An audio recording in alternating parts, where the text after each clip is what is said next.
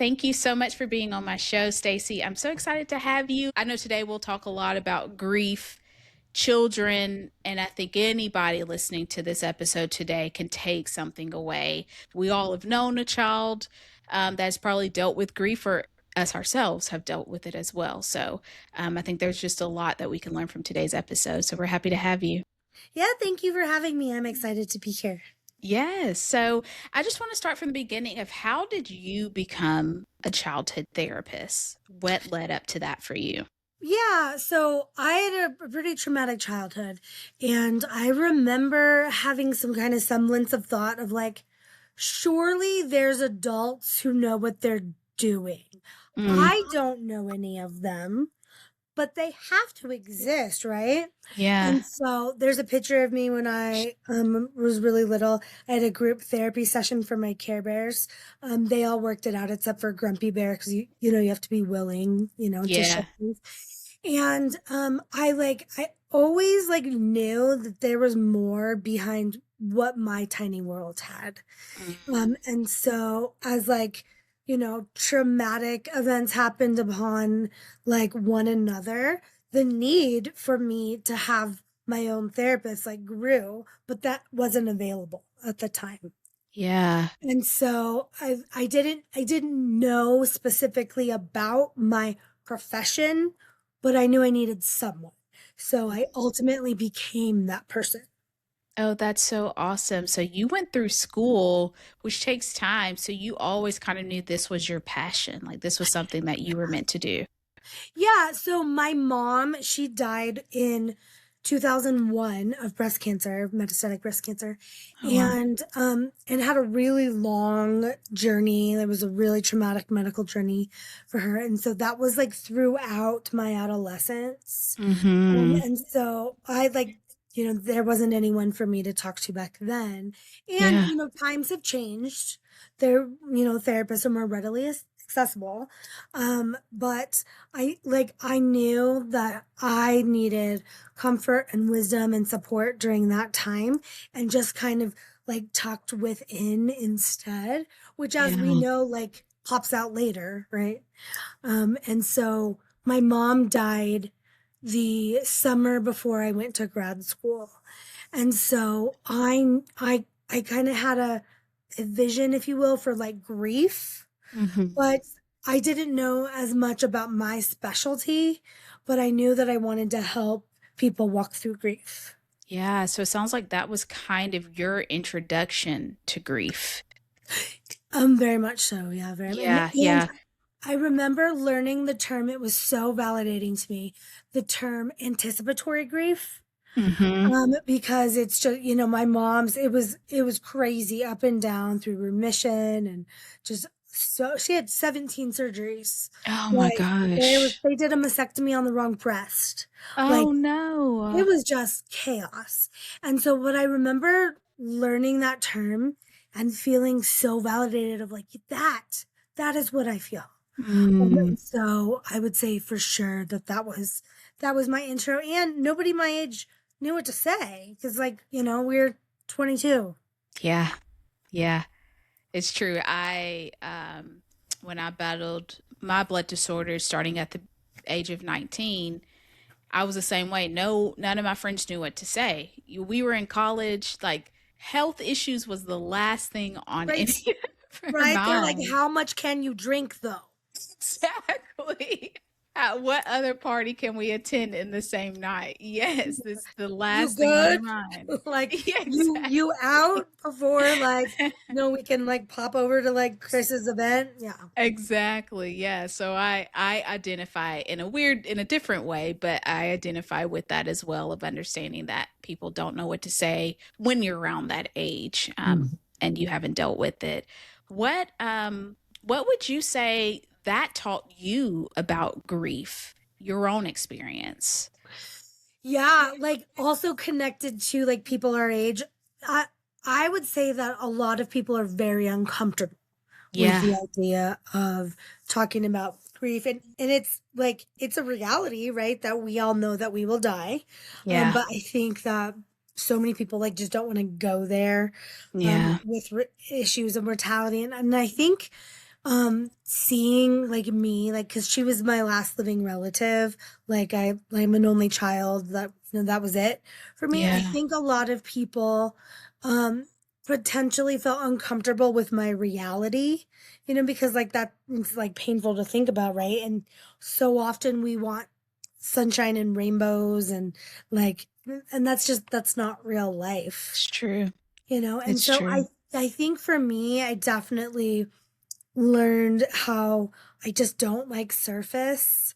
Like I like to talk about the real stuff. Mhm. And as a kids therapist, I am talking a lot about like Minecraft and Roblox and Snapchat, Yeah. but it's an intro to their world so that it gets to something deeper. Yeah. Because when you've experienced that level of pain, it's just like, what is the point about talking about the weather? Like, I just can't. Yeah. Yeah. There's so much more depth and within life. Yeah. I was watching this reality show the other day, and there was something. I like reality shows. It's like my guilty pleasure. And so I was watching this one, but they said something that really stuck with me. Of this lady was sitting down with a therapist, and she was having a hard time, and she was like, "I am just ready for life to be good." She was like, "I want to have just a happy, good life." And her therapist said, "That's not life."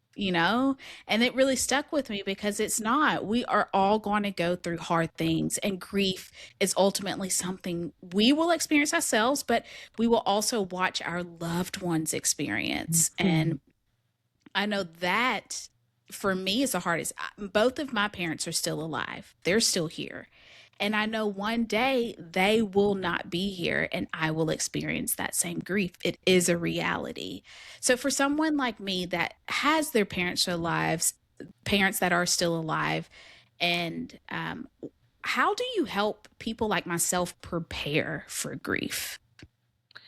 Yeah, I mean, I feel like it is a good question, but like I think an even better question is Mm-hmm. like how do you prepare for like life with them now? Mm, Because I think if we're too focused on the finality, we miss yeah, what's in front of us. that's I true. think my dog is right here. She's my therapy dog in training, Willow, and she's the cutest thing alive. Um Oh, how She's like, cute. she's like, "Hi everyone, I was asleep."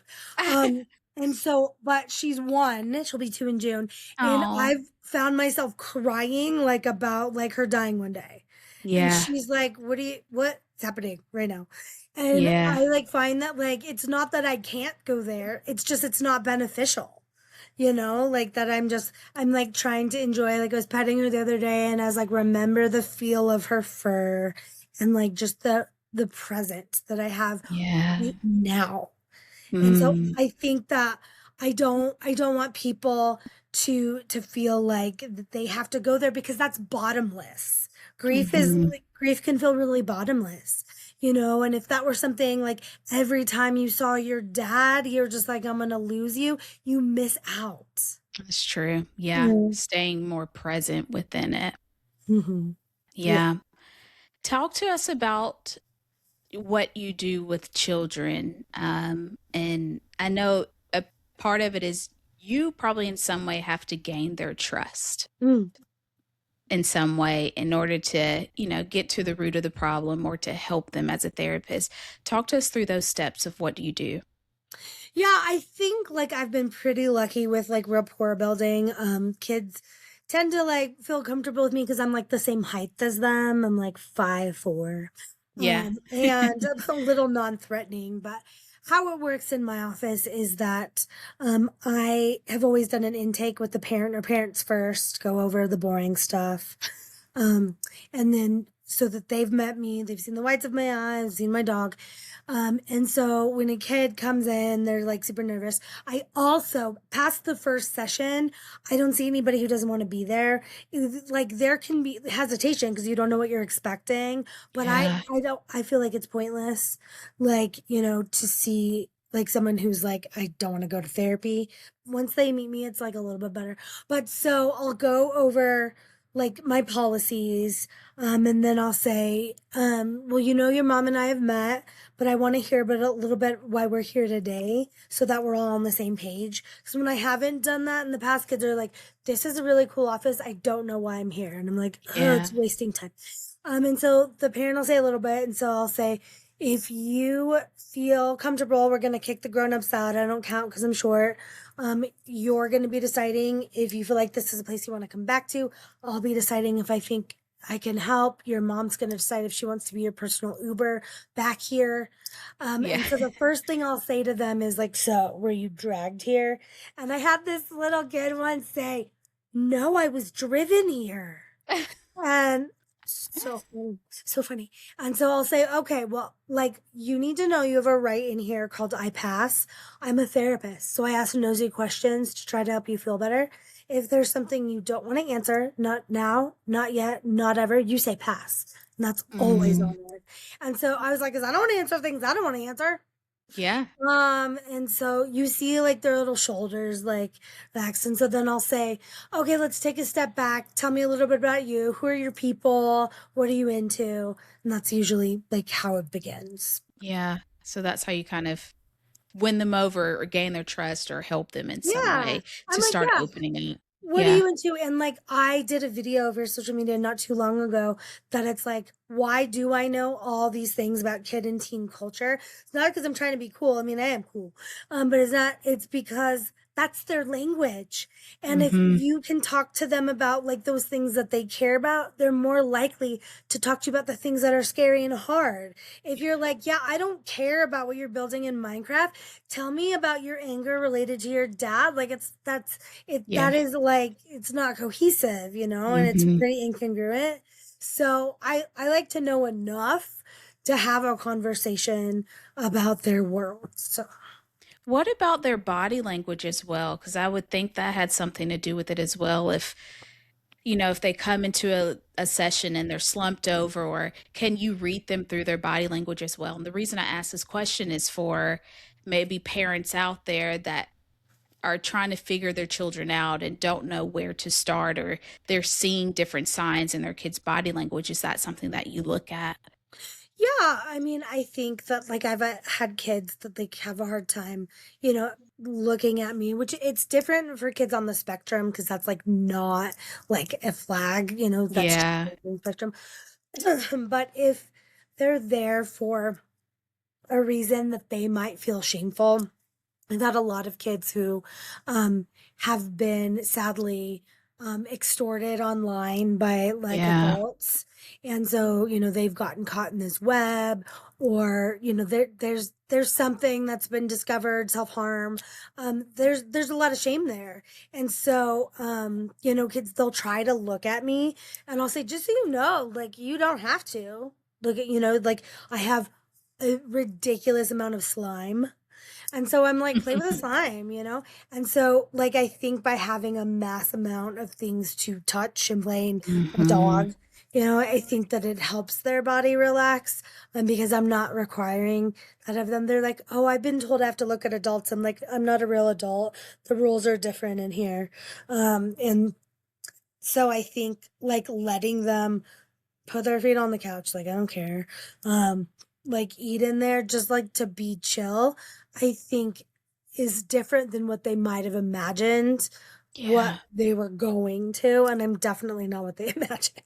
Yeah, yeah, which is great because I think that's the best way to come across. We were kids one day too. Like we had all those types of feelings of not knowing how to respond to adults, or going to an unknown place and feeling just unfamiliar with the unknown, not knowing how to take it. So, yeah, I think some ways you kind of probably have to tap back into that as well. Yeah, and I think it's tricky when you factor in school counseling, because I mean, just to be fair, school counselors have an unreasonable job Yeah. because of the amount of kids they're assigned to with their grade or whatever. But the rules are different with school counseling. It's not confidential. And Mhm. so, but sometimes it is framed as it will be, and then it is Yeah. not. There's a middle school that's close to my office that they don't have a roof on the like counseling rooms. It's like a partition. And Oh, wow. kids are like, why would I talk about stuff there, you know? And so I think that it's also recognizing we're not in that, because I always, how I make everybody happy with confidentiality, you know, they say they're gonna hurt themselves, someone's hurting them. Those are, you know, the limits. But I'm like, but your parents are going to want to know what's happening in here. So I'll tell them either something I said, some strategy we worked on, something we made, something we did, but I will never quote you. Mm. And that's how to like to play like, you know, both. So I'm like, you can tell them whatever you want, but in order to like maintain that safety of confidentiality, that's like how I toe the line. Yeah, yeah, because I mean, if I was in a kid's spot, I would want that confidentiality as well. Yeah. Yeah, So, because you know, I told my school counselor this, and literally they called my mom right away, and it's like not in those limits. It's still like, yeah. you know, and so I feel like that can be a betrayal. And again, I feel like there's lots of rules, their hands are tied in lots of ways, but it's just, Yeah. I'm not a school counselor. Yeah, which is a good thing because it helps a lot with the confidentiality.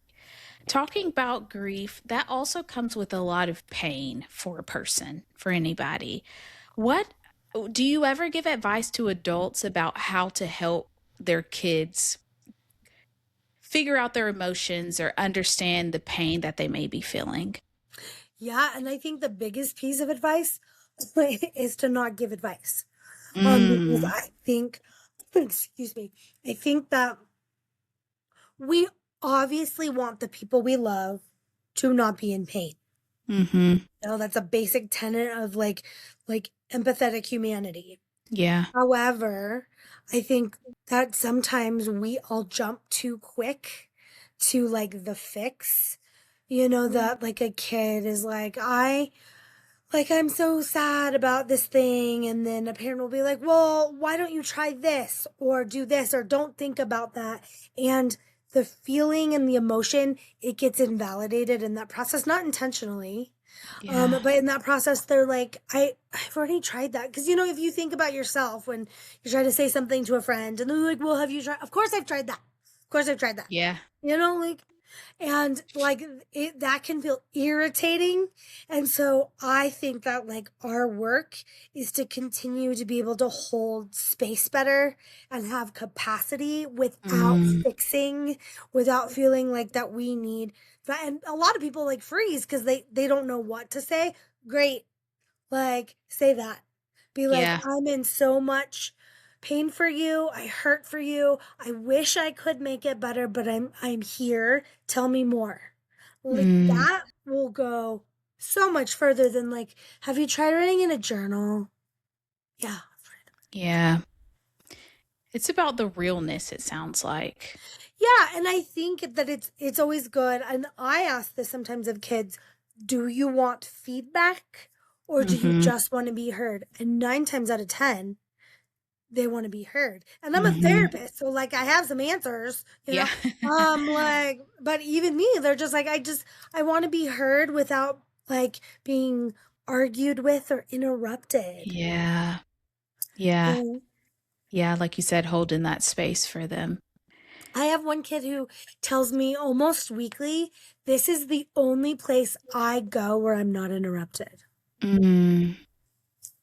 How does that make you feel as a therapist to know that you feel like your job is it's So doing something? sad, a little sad. Yeah. I'm Yeah. like, I'm glad to offer that space. But I think, that, you know, my goal in, you know, writing my book and in like publishing on social media, and I'm working on a course, my, my hope is to like expand wider for people so that they have more tools, you know, Mm. because these parents, it's not like they're intentionally trying to hurt their kids. Like they were given a kid and sent home to the hospital, like from the hospital, you know? Yeah. And so it's like, well, they don't have the feedback, they don't have the tools because they were never given the tools. Yeah. And so it's motivating to me to like share what I know, to reach a wider capacity of people. Yeah. That's pretty awesome, though. It sounds like you're kind of trying to fill a gap that's there for between parents and kids, Yes. honestly. and Yes. connecting them. Yeah, I mean, I think so because I just like have heard so much on the other side of the couch for Yeah. approaching 2 decades. And, mental health support, it shouldn't be a luxury, but it is. Mhm. And so I like, remember thinking when I was like starting to write my book that there's so many people that won't be able to afford it, a million different factors about getting their kid there, but like what would that be like to get some of that feedback from a clinician who's heard the things Yep. themselves and who's extracted from their own childhood stuff that could have been a lot better, Yeah. like, and so that was like kind of like the dream of the book. I love that. It's so needed, and it's something I bet will help a lot of people.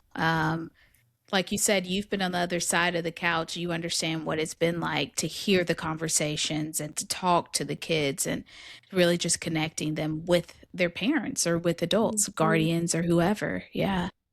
Yeah, because I think I constantly carry the awareness Yeah. that my mom, um, who she died the same year, September 11th, so like a lifetime ago, right? Yeah. My mom had one really good podcast, had some book, had a person to talk to, the entire trajectory of my life would have been different if that Wow. would have landed somehow. Again, not available, like the resources, and there's a million reasons, right? But I'm just like, if there was, and obviously, like, not one thing overnight, but like, Yeah. there could have been so many ways where that cycle was interrupted, was halted, with some wisdom to like course correct.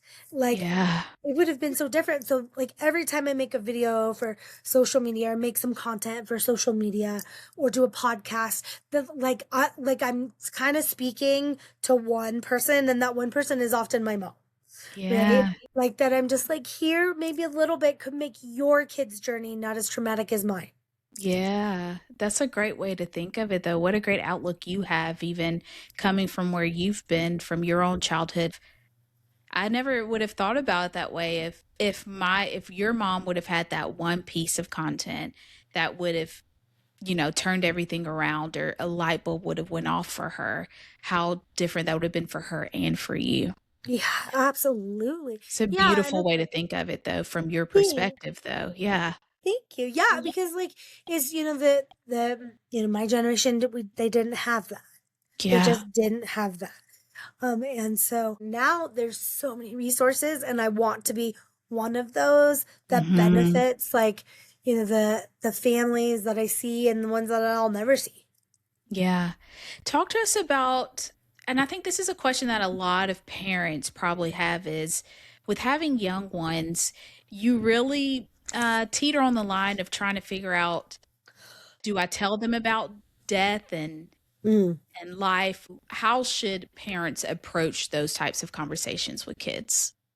Yeah, I mean, I think that there's so many resources for like young kids now. There's a book like for little like kids Mhm. called Lifetimes, and it's like basically about how every living thing has a lifetime.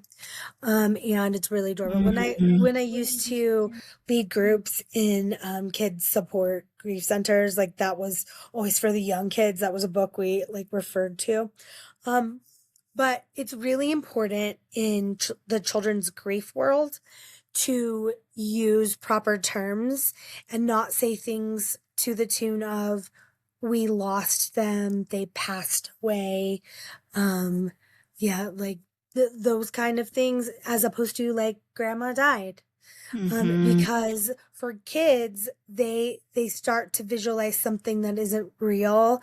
An old supervisor I had, for example, her brother died when she was 5. He drowned, Oh no. and she remembers going to the kindergarten teacher with her mom, and the mom said, "We lost her brother this summer."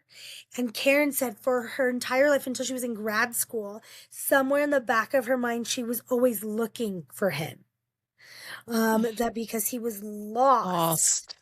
And so that story stuck with me forever. I wrote about it. Like that story stuck with me forever, because we try to soften. Obviously, we don't want to be like, say it really crass or too many details. But the research shows it's confusing for kids if we don't use proper terms. Wow. Yeah, because for us as adults, we think of loss in a different way than a kid thinks of the word loss, just Right. for an example. Yeah, like our brain development is like we're like, oh, I mean that makes sense. Like there's lots of use of that term, but kids are like, is it like a sock? Am I like? And Karen said Yeah. she realized that everywhere she went, in the back, she was looking for him. Oh, up until like how old? That's cool. Like probably Oh like my 25. gosh. Yeah, but she didn't like it wasn't in the conscious forefront, Yeah. but she realized like when she kind of heard that about the children's bereavement world and like language that she was like, that so she was a supervisor of mine. She was very like intent on make sure you were saying language because like in kids grief groups, Mm-hmm. because the adults involved aren't there by accident. They're for, like they've had, some death. So I would introduce myself as, hi, I'm Stacy. My mom died of breast cancer. Yeah. And and so that it normalizes the use of term, because that I didn't lose my mom. My mom died. Yeah. It's true.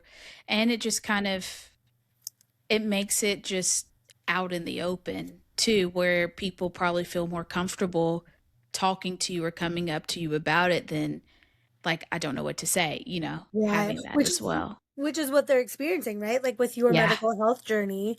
Yeah. When I've done kids grief camps, they're finally finding people that aren't freaked out. Mm-hmm. Because like all their little friends on their soccer team don't know what to say. Yeah. And they're like, when my mom died, people were told me the most ridiculous things. They're like, well, I don't like my mom, so I feel the same. Somebody told me, I'm really glad that your mom died because I'll get to meet her in heaven one day, and I never would have met her when she was in your hometown. What? Someone told me their gerbil died, and so they got it. Like people are ridiculous. Yeah. Wow. How does that make you feel though, coming from someone that's heard those things?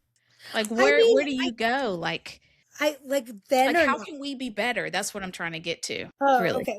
Like, I mean, I feel like we need to be more comfortable with saying, I care about you. I'm broken for you. I have no idea how to make it better, but Yeah. I'm here.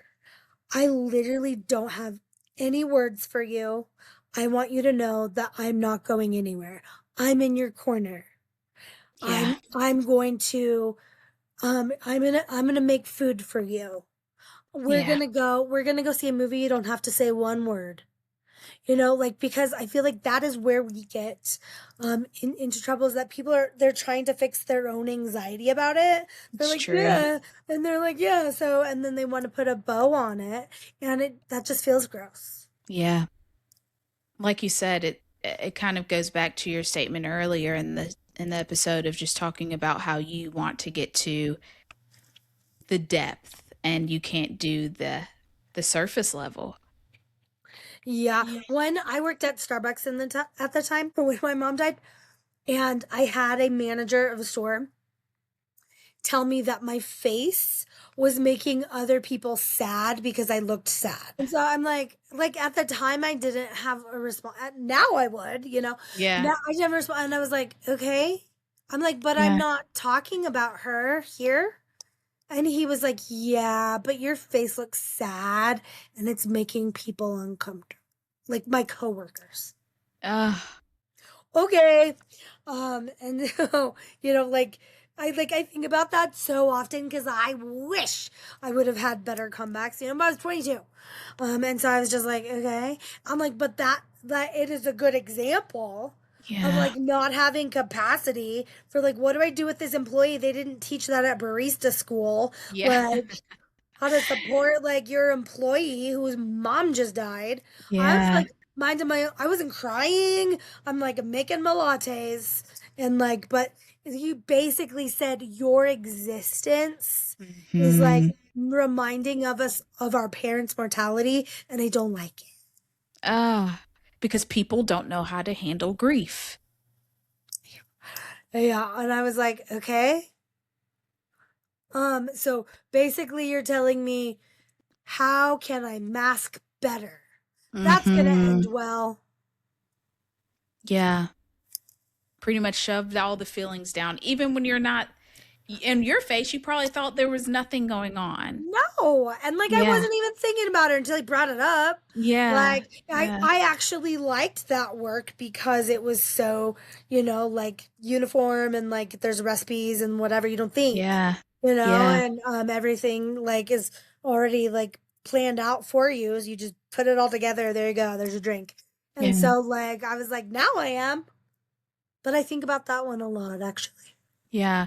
What it sounds like too is the people that like for you for instance that has had your mom pass away from breast cancer and you have somebody come up to you, it's like we as people are the ones dealing with the personal problems and really kind of in a way we're pushing them out on you because we don't know what to do with them. Is that really what's happening? Yeah, I mean, yeah, I think as a society we are ill equipped Mm-hmm. in lots of ways. We are getting Yeah. better, I think, than, generations before. The kids of True. today are like removing so much stigma of mental health Yep. because they're like, yeah, I have a therapist. Like, we're Yep. we're on a first name basis. My friends know you, and so I think that we know better, we do better. Mm-hmm. So I think things are shifting in the right direction with I that, but agree. Yeah. I feel like I get a little frustrated sometimes when kids tell me like that the dumb stuff they're learning that we all had to learn, you know, Mhm. like that probably are never applicable. And, like, and maybe for some people, but I'm like, all the stuff we could be teaching, Yeah.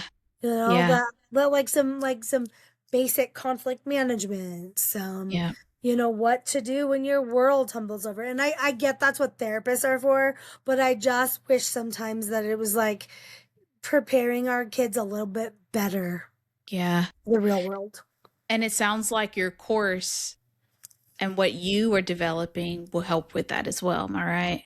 Yeah, so the course that I'm working on is about how to support your kids with social media in 2026. Like the Mm, challenges with social media. It'll be much more like fluent of a phrase than that, but basically how to deal with your kids that have social media in 2026.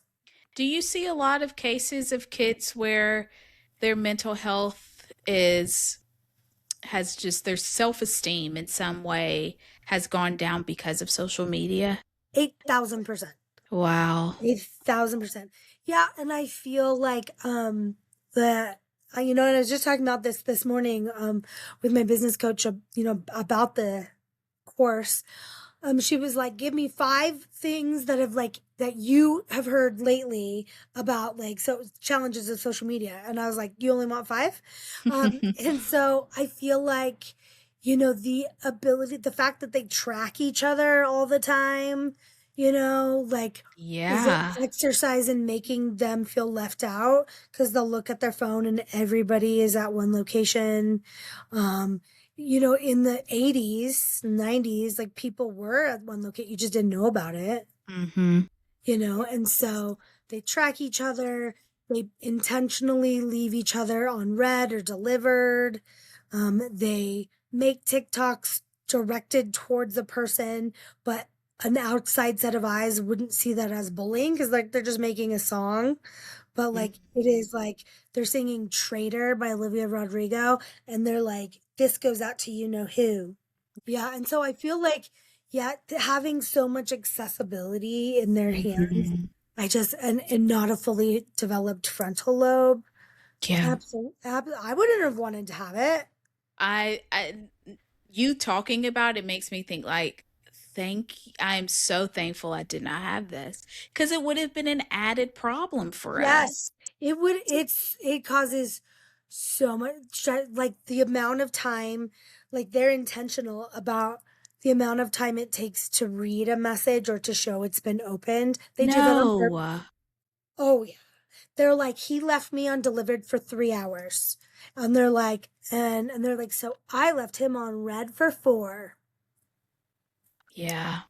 I'm glad we didn't have those problems. Well, what worries me is that social media for kids is coming with no guidance. Yes, that's what the hope of the course is, so that like some things, because I feel like I don't want to 100% demonize social media, because I think that there are Correct. benefits, but I Yeah. feel like that there should be more awareness of what they're actually looking at, because I think well-intentioned parents are like looking like through their Snapchat, and then they're like, oh, I don't see anything, Yeah. because they don't know what they're looking for. And that's great that you're not seeing like a group of girls calling your kid a nasty name. Yeah. That's good. But also, here's what else you might be missing.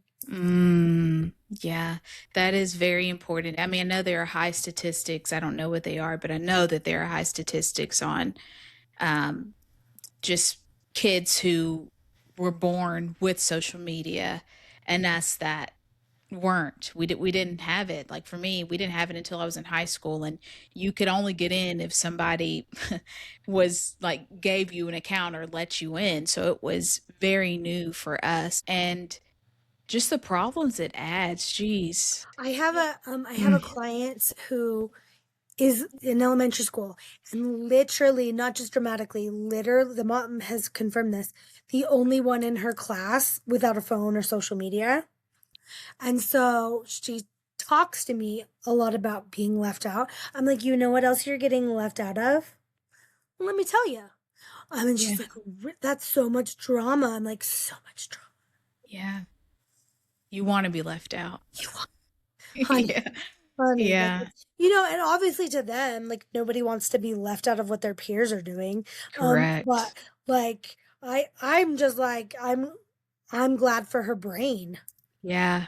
Yes. That is another thing that it's really damaging is your brain and just mental health, like on top of it for kids. Well, yeah, and like with Roblox, like they Hmm. can talk to strangers. And this one kid said to me, "I met a new like kid on my game," and I was like, "How do you know they're a kid?" And they're like, "Well, they said they just came from No. school."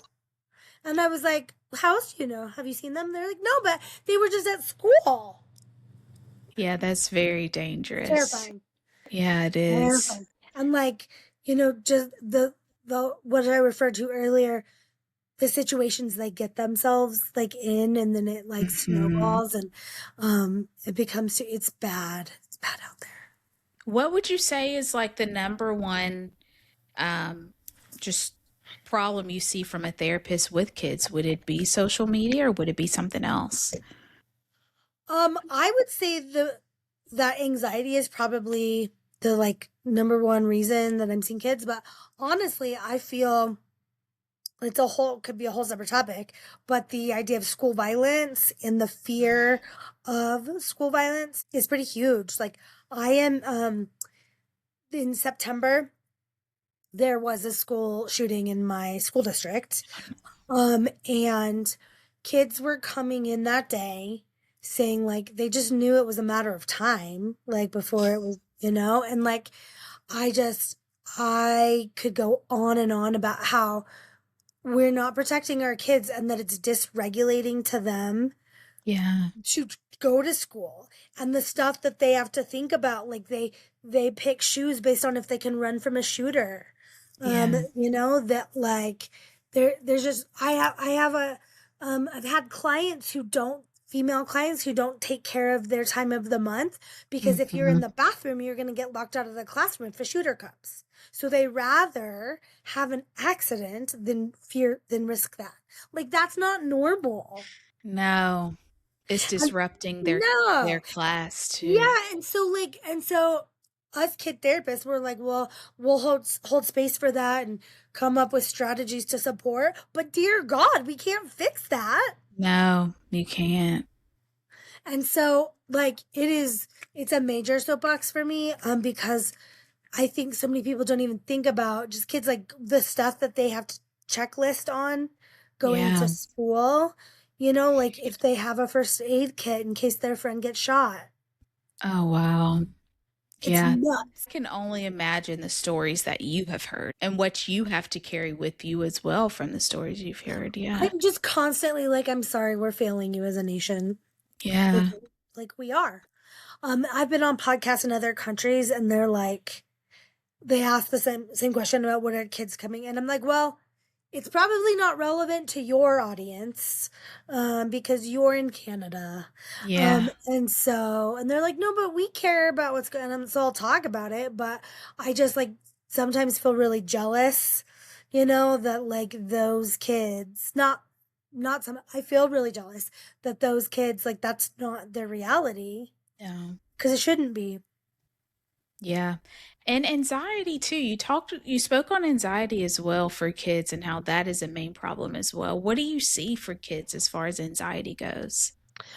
I mean, I think it can manifest in lots of different ways. Um, Mm-hmm. what I've seen, like the reason my kids have come is like they're no longer able to enjoy the thing they like to do. Like they are trying to play on their volleyball team and having panic attacks. And it could Oh be no. really, yeah, related to lots of things. Some of the kids pay attention to the news. And so they are worried about that. Some of them are like having panic about climate change. I feel like the anxiety is usually the flag, but there were things bubbling under the surface, Yeah. related to that. Kids with grief, like they worry that someone else is going to die, or lots of different things. I have kids that excuse me, that it's a high conflict divorce, and so they feel like that's why they're in therapy, because there's like conflict divorce, and they're constantly worried about the other parent, and are they going to make the other parent mad if they go to this parent after Yeah. their play. And so there's a lot of things to worry about. I think that a surface level of anxiety, it's part of being human, but I feel like when it becomes disruptive of the things you enjoy in Yeah. life, like that's when it should get some attention. How do you help parents that may come to you with questions about anxiety about their kids and like where do you tell them to start? Well, I think it was really helpful. I don't know if you saw Inside Out too. Yes, Um, I did. Yeah. the character anxiety, Mm-hmm. love her, love her. Um, I often have that, which I was doing before the movie, but I often have kids name the part of their brain that tells them to panic, and so now I can like say it's like anxiety. But Mm, I kind of like help them understand a lot of the brain function, and yeah. like your our brains are designed that if we're in danger, the little guy in our brain is telling us to run. The problem is your kid's little guy is working too hard, and Mm, he's overworking, and it's kind of annoying. He's that guy. And so you're like, we need to like give him a name to be like, you can settle down a notch. yeah. Like, we're okay. I appreciate you, because if there were a tiger, you'd be my guy. But Yeah. there's usually not a tiger. And so we, like, kind of understand like how they have their own, little guy in their brain. That because like a lot sometimes parents will be like, I don't understand like why they're anxious. Like, we live in a good neighborhood, we blah blah blah blah blah blah blah. And like I'm like, it's not that it's none of those factors like are playing into what they're experiencing. This is like brain function, that, and that they're um that those are logical things, and the little guy in your brain doesn't give a crap about logic. Yeah. Like, and Yeah. so those are good things to point out, maybe a couple of like breaths down, but first Yeah. we got to tell that guy like he's okay. It's true. I love that you said name it. Yeah. I like asking kids like, what would you name, and like their funny names. And so sometimes they'll come in and they're like, I told Harold to calm down. Like, yeah, you did. Yeah, you did.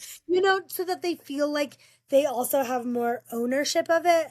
Yeah. Because I think, anxiety is like accompanied with an out of control feeling, Mhm. and so to feel like that they have more control over Yeah. what's going on in their body and their brain, I think is key. Yeah, that's awesome.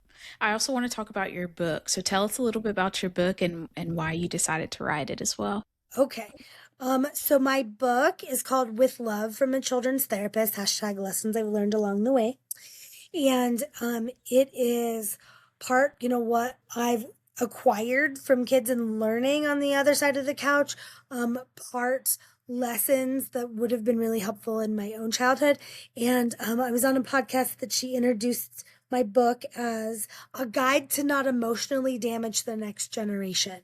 And I Wow. really liked that. I was like, I'm like, Yeah. yeah. And so it's like, it has like anecdotes from things I've seen, and there's like snippets of like how to talk to your kids.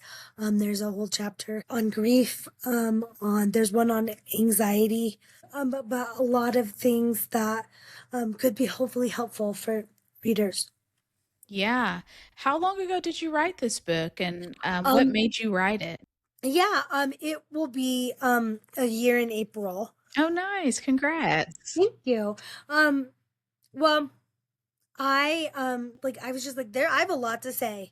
And then, Mhm. about a decade ago, I started doing my own healing work, and I was like, oh, I bet I could like take things. And so I think that I didn't think it would get picked up so quickly. And so, but there's not really anything like it on the market, that it's like a Mhm. therapist is being like vulnerable and authentic with their own journey, Yeah. and trying to remove the stigma, and also like just being a witness to so much like pain over the years. And Yeah. so, like my hope is that it gives insight. A lot of my friends that don't plan to have kids have told me they've gotten stuff, like it's been validating for like Oh, their inner wow. child. And so I want people to feel seen and heard in my book, because I was never represented in a textbook ever. Yeah. I'm like, that's not true. Why would you say that you weren't represented? I think that the textbooks when I was a kid, it was a lot of like nuclear family, and something happens, and then the kid like acts out, or like there was just never like a representation of like, and then the kid going like inward and developing like perfectionistic tendencies, and then also having like trauma upon trauma. Usually textbooks like they just give the kid one trauma because that's enough. Yeah, it's true. That is how it is textbook wise. You're Yeah, right. and so I'm like, yeah, but what about if that's not it? What about that? Yeah. And then what? Yeah. And so, like even like that, I mean, that's why I think again, like the reading the anticipatory grief was so validating. And that was in a book called Mhm. Motherless Daughters. And which is like her own journey, and then like research from Motherless Daughters. I was like, yeah, that I can relate to that. Mhm. Will you explain anticipatory grief test? What is that? Yeah, like I mean, when we think of grief, we think of like kind of moving it through stages, even though we've discovered grief isn't linear, that like, Mhm. you can be angry and sad one day, and then, just go through like the basic phases. Yeah. Anticipatory grief is like basically being held in suspense. Mm. And I know that when I would do like kids grief circles, and we're like supposed to share an emotion we felt, I would always offer up. I was like, I'm Stacy, and I felt relief, because it is such a taboo emotion. Because Yeah. that can sound terrible, like, girl, what? But my mom was suffering for a really long time. And so when it was about to be the end, I'm like, okay, like I'm sad, and then I can move into like grief, like then she would have a bit of a remission and then tank again. And so it's Mm-hmm. like you never know how to feel. And so anticipatory grief is like you're hanging in the balance of like I don't I can't say to people like my mom's dead and that's why I feel this way. You're like things are hard at home and like my mom's really Yeah. sick. And so I don't know how to accurately phrase it. Like my mom's dying, but she's been dying for a long For time. a long time. Yeah. Yeah, that's why you say it's the ups and the downs of Yeah, it. it's just like, okay, like, because with grief, there is a finality of it all, right? Mm-hmm. Like that Yeah. it's like, and that's why like I have a friend who has like an absentee daughter who like kind of went off the rails, like mental health wise, and is, somewhere in the world. And I've talked Yeah. with her about it's a different kind of grief with her than our other friend who had a son die because like that's final. There's nothing's going to change about those circumstances. Your feelings Mm-hmm. will, but like with my other friend, like there's still hope and there's still despair and it's still confusing. Yeah. And but like it's hard to know how to settle in any of that because one day she could show up again. Yeah. But Oh, with wow. grief, my mom's not coming back. Yeah. It's final. Even yeah, it's final. It's like, there's no like, do it or there's no what ifs. There's no Mm-hmm. speculation. It is what it is. Yeah. Also, how brave of you to say the truth if you feel relief.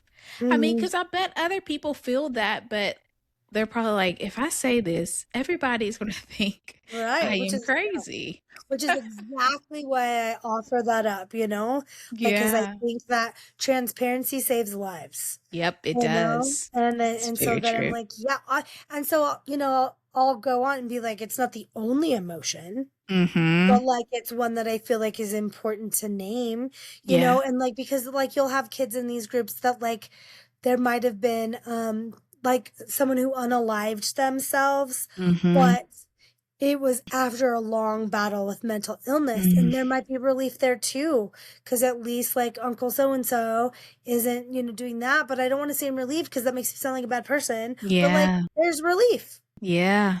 There's relief there. So Thank you so much, Stacy. I think we've learned so much from this episode.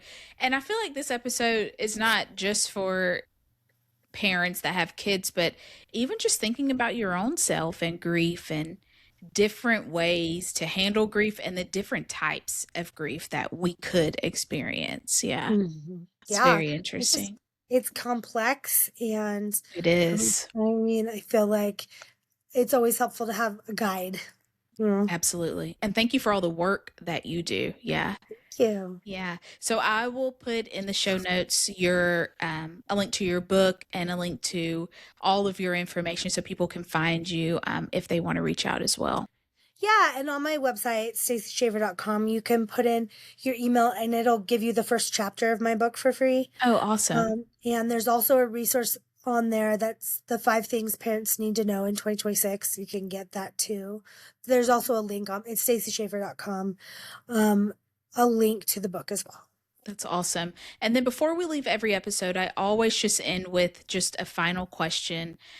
Just what is something that you want people to take away from this episode that they may can help apply to their own lives? I feel like the very best gift you can give to someone is helping them feel seen, Mm, you I know? love And that. that doesn't mean that you have to agree with their point of view, Yeah. but to actually have another person in your presence feel like you get where they're coming from. There's, in my opinion, there's few greater gifts. Yeah. That's beautiful. Feel seen. Thank you so much, Stacy. Thank you for having me.